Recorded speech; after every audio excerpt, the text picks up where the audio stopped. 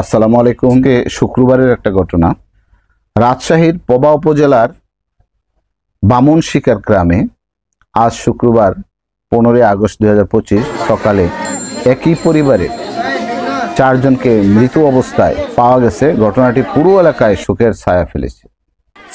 নিহতের নাম মনিরুল ইসলাম, 35 বছর বয়স, পেশায় সে রাজমিস্ত্রি। তার ওয়াইফ স্বাধীনা বেগম, 28 বছর বয়স।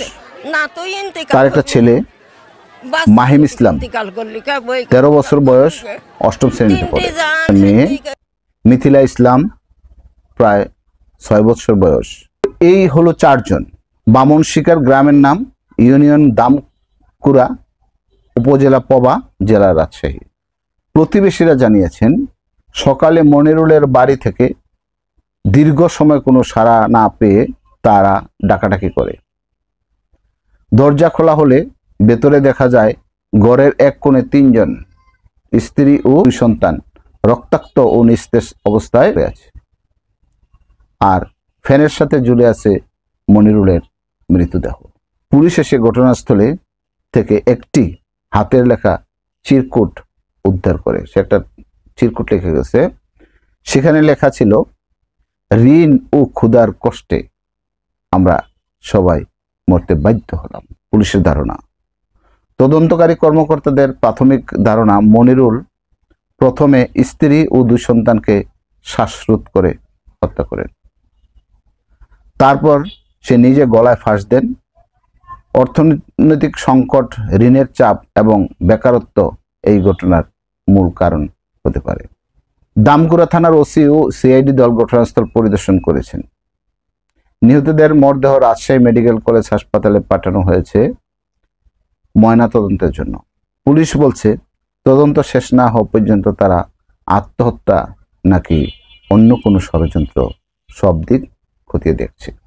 স্থানীয়রা জানান, মনিরুল একজন শান্ত স্বভাবের মানুষ, নম্রভদ্র ছিলেন। তবে সাম্প্রতিক সময়ে তার আর্থিক অবস্থা খুব খারাপ ছিল, কাজও পাচ্ছিল না।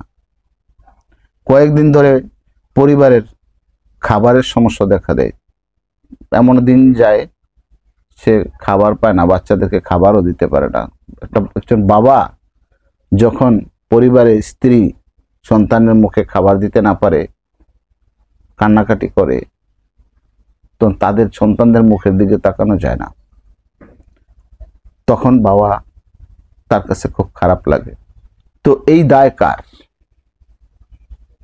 এই যে মনিরুল, তার 2টা সন্তান এবং সে নিজে আত্মহত্যা করলো ঋণের চাপে, এই দায় কার? আমি মনে করি এই দায় রাষ্ট্রের। ওখানে জেলা প্রশাসক ডিসি, তিনি কি করেন? তার ডিস্ট্রিক্টে এই ঘটনাটা, ওখানে ইউনো আছে, উপজেলা নির্বাহী অফিসার, তার দায়িত্ব তার এলাকা দেখা। সে কি করে? সে দেখে না, সেইগুলি দেখে না। এদের কাজটা কি? চেয়ারে বসে বসে খালি টাকা নেওয়া, বেতন নেওয়া। এই যে গ্রামে মানুষ না খেয়ে মরতেছে, তাদের খাবার নাই, স্কুলের টাকা দিতে পারে না, কাজ নাই, এই দায় কার? রাষ্ট্রের। এই মৃত্যুর দায় রাষ্ট্র বহন করতে হবে। এই মৃত্যুর দায় রাষ্ট্রের নামে মামলা হওয়া উচিত। কমেন্টস দেখি, যে যারা কমেন্টসগুলি করেছেন তাদেরগুলি দেখি। আসরত চৌধুরী, তিনি লিখেছেন, স্বাধীন বাংলাদেশ